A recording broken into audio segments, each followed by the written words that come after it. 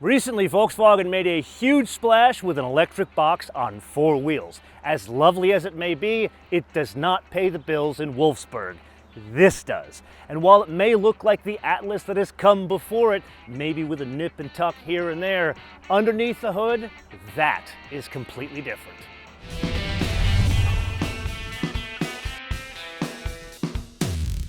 Okay, so let's start with the obvious. It looks very similar to the Atlas that was premiered in 2017, went on sale in 2018, which means the hard points are the same. The wheelbase, the length, which translates to the storage is the same. And as it relates to the world in 2023, that is almost 20 cubic feet of storage, more than, say, a Mazda CX-90. It's somewhere between a Palisade and, say, the Toyota Grand Highlander. And that brings us to the biggest change, which is underneath the hood. And here we have good news and we have bad news. Let's start with the bad news. No more V6. The good news, there is more power that comes out of a 2-liter turbocharged 4-cylinder engine. The towing remains the same at 5,000 pounds. Then there's the fuel economy. This one is the most fancy version that has the biggest wheels and tires, 21s. You can get as low as 18s. So this is 19, 26, 22 combined. It gets a bit better in the lower models that are front-wheel drive and gets worse, believe it or not, with a new version they have called a Peak, which is their version of a Subaru Outback, so the same kind of thing where they got the cladding, they got the 18-inch wheels with the knobby tires. Then we add on top of that some changes to the front and the rear. This is what we'd call a mid-cycle refresh. So it looks like an Atlas in the front, but they've updated the light signature to be more in line with current Volkswagens. It's a 3-row crossover. We don't expect these things to be lightweight, but in the grand scheme of things, it's not crazy heavy. 4,663 pounds, or depending on expressive weights and measures, 2,115 kilograms. Now, interesting point of order, this is the fully kitted out all-wheel drive model. If it was the basic front-wheel drive, it would be 220 pounds lighter. With that, oh yeah, little bit of delay there. Oh no, wakes up. That actually wakes up very well. And it feels like a GTI or even a Golf R motor once it winds up. Now, it's not quite to that level of immediacy, and there's a reason why it feels that way. You see, there's 2 reasons why they did away with the V6. Number one, the same reason as Porsche.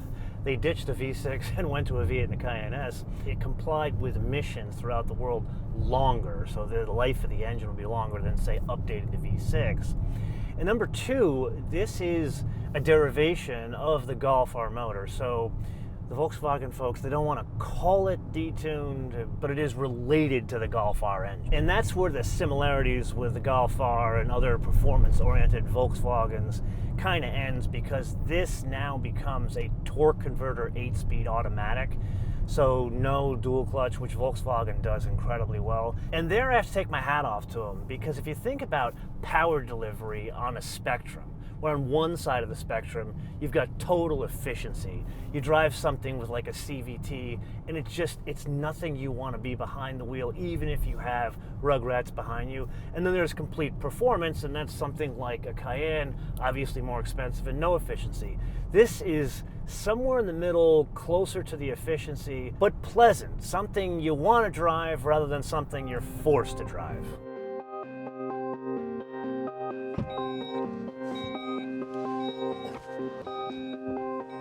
All right, so MotoMan managed to get a token fat guy in here.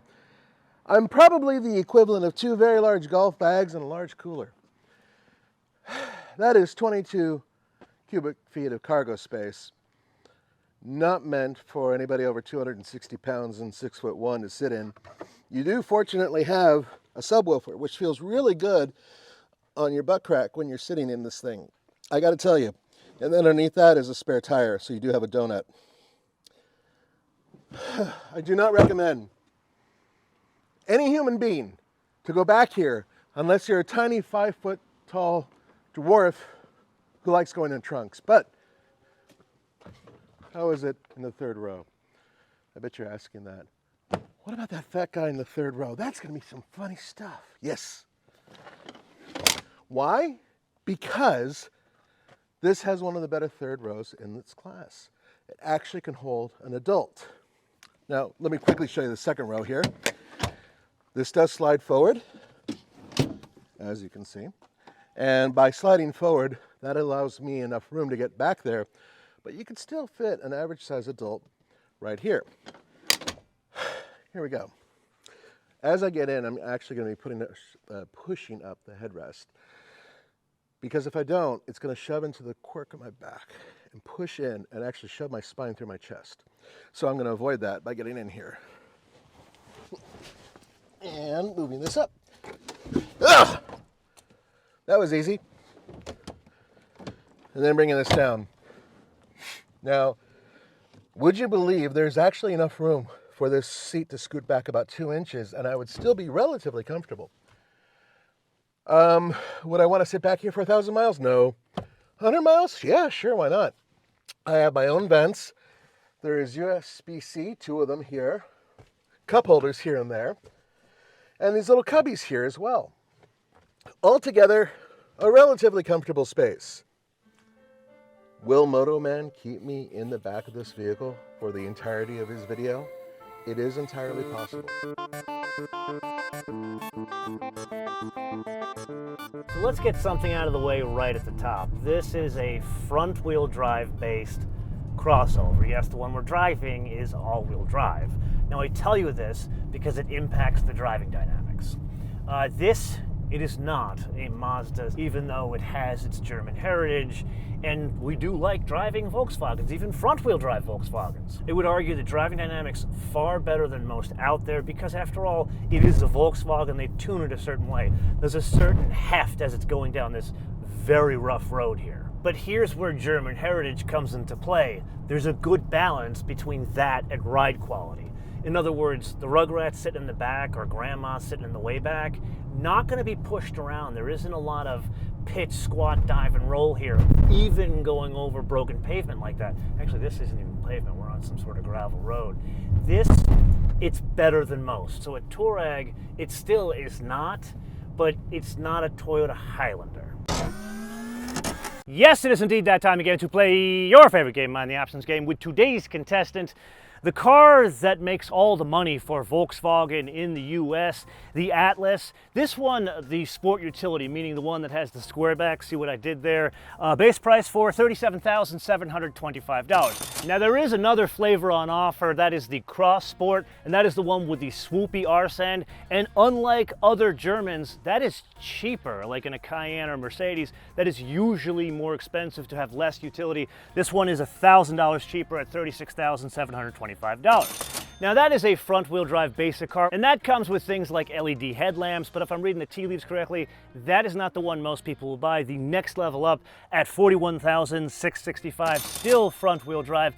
That adds things like 20-inch wheels, a tow hitch, power liftgate, rear sunshade. But for an extra $2,000, one can make that all-wheel drive, meaning the cheapest all-wheel drive version is $43,665. Now the car you and I are looking at, this is the fanciest SEL R-Line with everything in it. Now that brings about things like a power passenger seat, a leather interior, head-up display, and adaptive cruise. But this one, it's got the R-Line package on top of the SEL package, which changes some of the trim bits and also brings about 21-inch wheels. Then there's that sort of Subaru version we talked about, the Peak model. Believe it or not, that one is cheaper. It only comes on offer as all-wheel drive and 18-inch wheels, and the most basic price, the SE version of that, $46,555. There is an SEL version of the Peak that obviously is more, $50,435. And a huge note there, that one is not available in the Cross Sport, meaning the swoopy arse end body design. Now back to this specific car here, it is missing one factory option, and that is the captain's chairs. That's an additional $695. Instead, this has the rear bench, it's 60-40 split. And that brings us to the only other thing we have to pay extra for, which is the destination and handling, not Deutschland. These are made in a place the Germans affectionately refer to as Chattanooga. For that pleasure, we pay an additional $1,350 in destination, which brings us to a total retail price for this, the fanciest Atlas on offer in the US, $53,795. Okay, so let's you and I get to the elephant in the room, that interior. Volkswagen, they made no bones about it. When they first introduced this thing, they said it is made for the North American market, meaning the Touareg didn't sell because it was too expensive, so we have to make a large crossover that is cheaper. How did they do it? A terrible interior. The Atlas has always been a good car to drive, but the interior was a train wreck of cheap, terrible materials. The design was good. There was nothing wrong with the design. It's just the execution was atrocious. Here, drastic difference.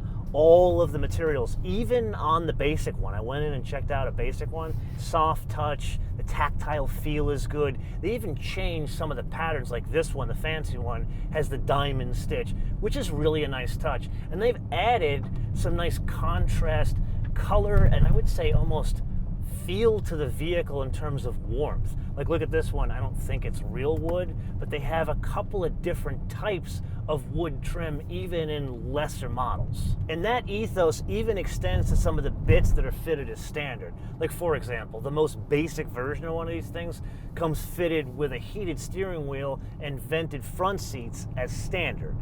Then there's the real elephant in the room. It's that UX. We've driven it in the ID4. We've driven it even in the GTI, and it is terrible. I have told you on camera, they need to just completely put this in the trash and start from scratch. Well, there's good news and there's bad news. The bad news, we still have some of this haptic feedback with the volume here and then the temperature here. Not so much total climate control, just temperature individual on each side. The good news, they have literally started from scratch in one area, the steering wheel. You know, it has the haptic feedback on the ID4 where you're trying to do like a U-turn and you turn off the radio or something like that. Here, they've gone back to real hard buttons on the steering wheel. So apparently our bitching and moaning is working incredibly well, but there's still some goofiness about it. Let's say for the sake of discussion, I go into the climate here. All of that is through the screen, but notice what's missing. There's no rear defroster anywhere on the screen, and not down here. It's over here where the headlamp control is. I never quite understood this logic. Then all of the main menu functions down here, including a mode button here where I can go between custom, sport, and eco. Not that there's a huge difference. This needs to be changed to perhaps a knob, or toggle switches, or hard buttons. So we're kind of getting there because apparently somebody's listening in Wolfsburg. Okay, so what have you and I learned today? First off, it's a mid-cycle refresh. We don't expect much from mid-cycle refreshes. But this one, it is very successful. Why? Yeah, the engine makes some improvement, but really it's all about that interior and not just the bits that make it feel and look better. It's the UX, and that brings us to our wish list. And there, the changes, vielen Dank, you finally admitted you did something wrong and went backwards to go forward. So how about we take some of those changes, bring some other changes to make it more intuitive and apply it not just to the Atlas, but some of the other vehicles that have been impacted by this new ID4 type OS, such as the GTI and the Golf R. And this is the point of the episode that I turn around to you guys to opine in the comments below or via our social media, MotoMan TV all in word, MotoMan TV all in word, Facebook, Twitter, and Instagram, and... Are we done? Just about. One more piece of business, just one more. Yeah, I would recommend that your viewers go and watch the Mazda CX-90 video because... Very strong competition. Which one do you like better? Mazda. Of course it's the Mazda. So listen to the man, watch that video. Until we see you in the next episode, bis später.